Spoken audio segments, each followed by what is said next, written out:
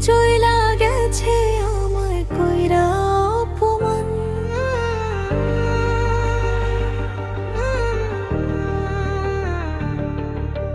মামুন রে শোনাবো আমি ভালোবাসার গান।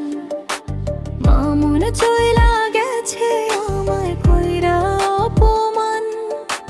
মামুনের কারণে আমি এ জীবনে করলাম আপন মানুষ